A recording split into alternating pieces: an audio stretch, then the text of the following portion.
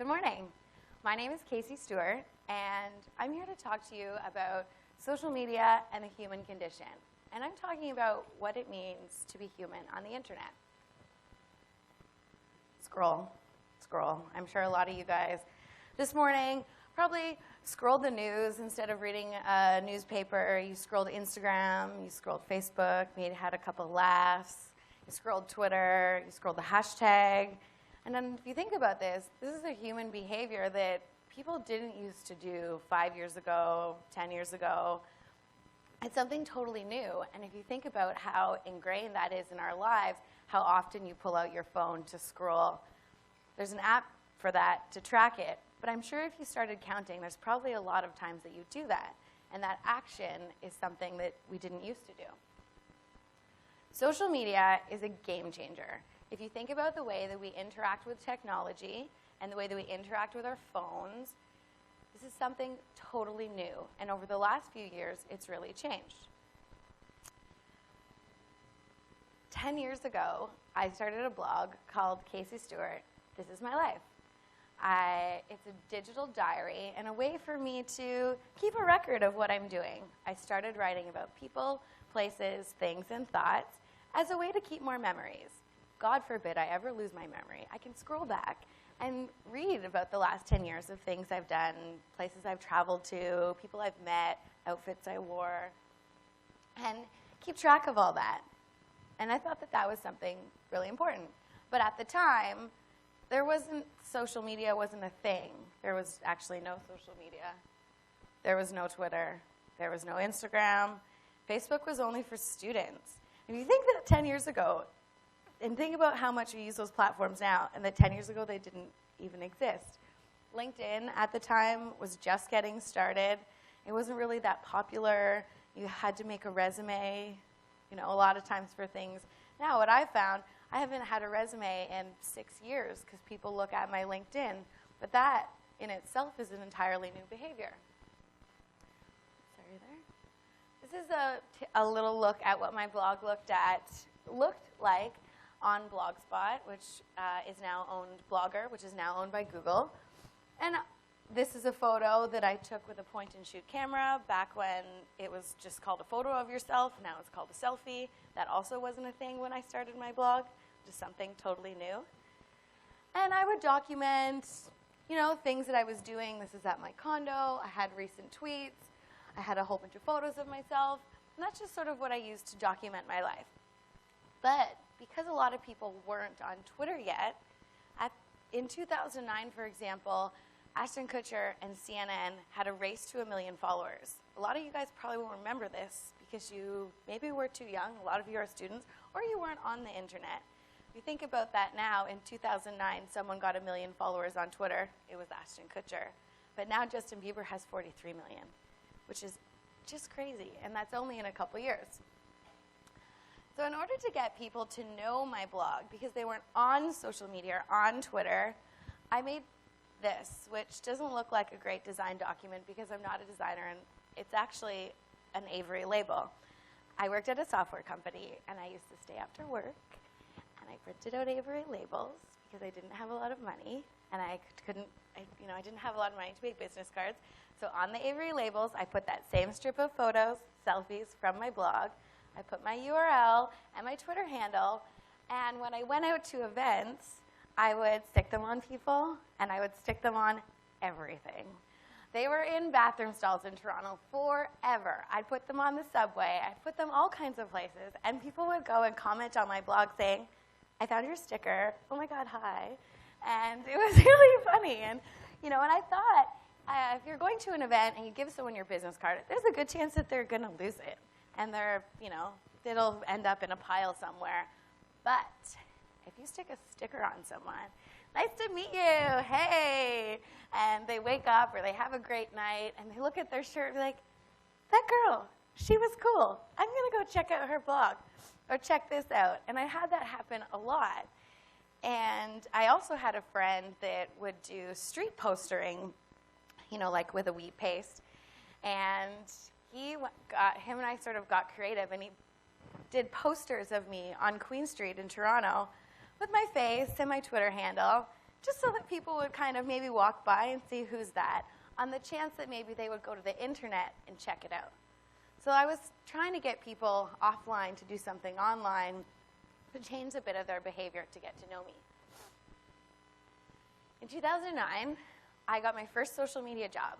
I worked at Much Music and MTV as the first person they hired to do social media. I ran Much Music, MTV, and much more in 3 different voices at the same time. It's pretty kind of a bit of a crazy sort of job to do because there wasn't scheduling tools. So I couldn't, program things to go out. And I also didn't have analytics to track everything. So I was writing, let's say, Lady Gaga Bad Romance came out, but each station talked about it differently. So I was playing these different characters. And I was really, really excited to work at Much Music. It was the coolest job ever. But one of the things to remember is when you go to work for a really big company, it's still a really big company. And I love innovation and things changing and technology, and they weren't moving as fast as I was. So I moved on. And around this time, millennials were sort of getting a bad rap. I'm sure that you've heard it before. A lot of you guys millennials, the me generation, don't want to work hard. People saying all this stuff about us. Well, it's not true. We love creating things and building things and working hard and making things that we can be proud of and tell people. So some friends and I started a group called Gen Y, TO, Generation Y Toronto. And it brought together the PR, tech, and startup community so that we could, build relationships with people who were like-minded. And this was all centered around a hashtag. Now, there would have not been a way for me to meet all these people given there wasn't social media and a hashtag so that people with interest could get to know each other. And before, this is a way that social media has changed the way that we interact. And that was really neat because we did charity events once a month, ranging anywhere from 40 people to 400 people. And we donated things to different charities. We did something for Japan quake and when things happened in Haiti. And it was really cool because we were trying to change the impression that older people had of our generation. One of the other really cool things about social media is we have the opportunity to curate everything around us. You can curate your newsfeed, see first, unfollow, and Instagram, and Facebook, and Twitter. You can curate all the news that you see. You can also curate the version of yourself that you have online. For example, you're not going to see, I didn't post a selfie when I woke up this morning. Posted a selfie when I got here, And you're not going to see the outfit maybe someone's wearing for a 5-hour Netflix marathon, but they might tweet what they're watching. But there's certain things that we don't share online and certain things that we do. But I think that that's kind of a good thing. It's pretty cool that we can control everything that we're seeing and keep out things we don't want to see. Social media has also allowed us to have some really cool experiences. Experience things that we haven't before. Maybe with second screen and third screen, or having all kinds of events that are organized around a hashtag where people want to get in touch with millennials and people like us, a lot of us in this room, to do things that maybe didn't exist before. For example, jobs where it may be a best job in the world that was arranged around a hashtag and give someone an opportunity to use social media to do something that they couldn't do before. I've had some pretty cool experiences. Been on sponsored trips to England, Thailand, Costa Rica, Mexico. In 2010, I won a major YouTube contest. It was hosted by Richard Branson when Virgin America came to Canada. They were looking for someone to represent the world's loudest and sexiest airline. Well, I was their girl. I made a YouTube video, and 10,000 people entered, and I ended up winning. And I got to travel back and forth to LA and San Francisco. I helped them launch service in Dallas, which is really cool, by the way, if you ever witnessed that, because when a new airline starts at a new location, they do a water cannon that goes right over the plane, and it's a pretty neat thing. On that plane were all kinds of media. This was when The Hills was on, so there were some people from The Hills, which was a great show. And also Modern Family, and it was really cool because I got to do all this stuff that before, without social media, I probably wouldn't have had that opportunity. I also went to Disneyland with LA Tourism and Disney, doing a little duck face with my best friends, with Donald Duck. And these are all things that they invited me because of what I had built using social media. And some of the other things I got to do, I was written about in the Wall Street Journal. This is a photo of me that was cartooned in the Walrus magazine, on TV, Global, CTV, all kinds of news articles with people saying, hey, this person's grown this social media, and now she's getting to do all these things. We want to talk to her. And if you think about all this, the way that technology is innovating is so fast and so rapid that it's always moving on to the next thing. All the world that I live in and all the technology that I'm using and the software didn't exist 5 or 10 years ago. So if you think about it, you're in school right now. The stuff that you're learning and the things that you're working on, there's a good chance that you're going to be working in a job that doesn't even exist yet. So that's something to keep in mind, because remember a couple years ago, Google Glass was like such a hot thing, and it's not even around anymore. And that's how quickly things are changing. So you really need to always be innovating. One of the things that I constantly keep in my mind is innovate or die. Because if you're not constantly innovating what you're doing, whether you're a brand or a business or a person, you're going to get left behind. If you think about all kinds of, for example, before Twitter had photos, there was a service called TwitPic. Some of you may know, some of you may not know, because when Twitter started having the ability to upload photos, no one wanted to use TwitPic anymore.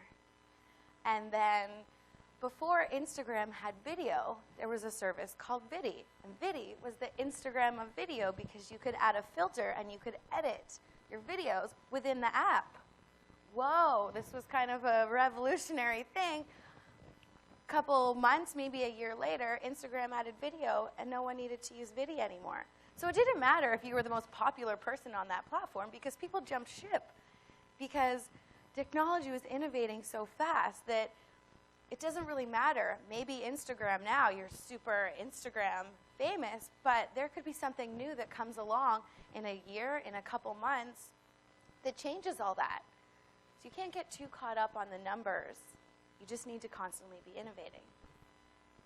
Now we've got influencer culture, where there's all kinds of people like me who are getting to do awesome things because of what they have created on the internet. And in a couple years ago, I spoke at South by Southwest, and my talk was the psychology of narcissism and how it affects brands. And why are brands want to working with these people who have created this following, and does it breed narcissism? Well, maybe. I was in a film called It's All About Me, and I was the token narcissist because I write a blog about my life, and I think that that's pretty cool, but some people older than me think that maybe that's not as cool, because they don't understand the way that social media works in this whole new generation of things that we're creating.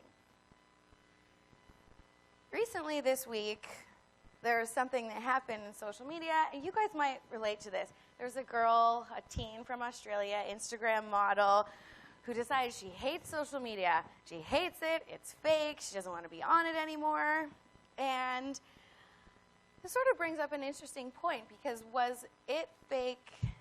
Was all the things that she was posting on Instagram, she didn't want to do that anymore. She said, that's not the real me.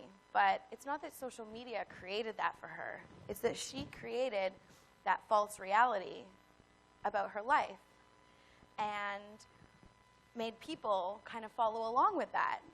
But with social media does come some pressure.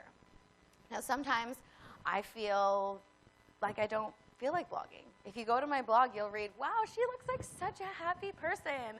And there's a lot of bright colors, a lot of fun things. But sometimes I don't feel like it. And I have over 10 posts with the exact same title saying that sometimes I don't feel like it. And social media can be overwhelming. And sometimes you put an edit on a photo and you post something, and you might know this kind of feeling. Nobody's liking my photo. Do I suck? What is going on here? And it's kind of a thing that sometimes people go through, that is maybe that they never had before.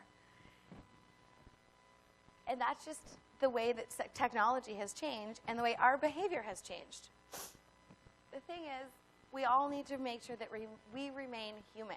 We're looking at technology is constantly innovating and social media is constantly innovating.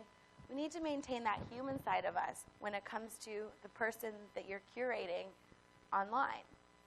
You don't want to create something that is not the real you, because chances are you're going to go back and you're not going to be happy with yourself. For me, I started a diary about my life. And all the things happen there. Yes, they are a bit of a curated version. You don't see everything, but you see most of the things. And I'm sharing something that I can look back and be proud of.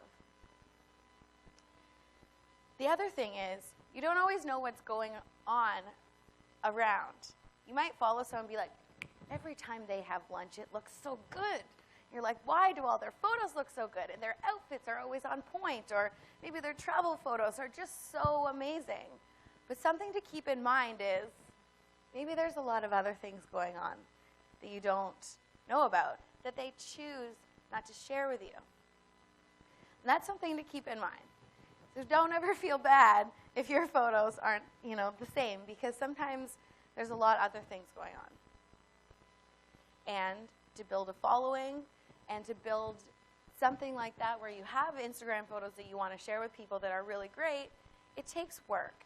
You don't just all of a sudden go to 10,000 followers or 5,000 or 500,000. Everyone starts at 0. So if you're just starting out, don't feel bad and get down on yourself if you don't have all the likes and all the friends and all the people following you. If you take a look at the way that we interact and the way that you interact with social media and your phone and technology, this is all new, and it's going to keep changing, and it's going to keep innovating, and that's something that you want to stay on top of, because you guys are all students. I mean, a lot of you are students, and you're in school right now, and you're going to be working on things when you're done school that don't even exist yet, and that's something to keep in mind, and it's also something that's really exciting. If you have a vision, keep that in mind. Because if you have a passion in something that you're really excited about or that you really love, follow that. Because there might be people who may think that you're crazy or may not understand, but it's because your vision is so far ahead that they just can't see it yet. And that was me. I took marketing in school and international business, and I was really into the internet. But 10 years ago, I didn't really know that social media would become a thing. And now, this is my life. Thank you.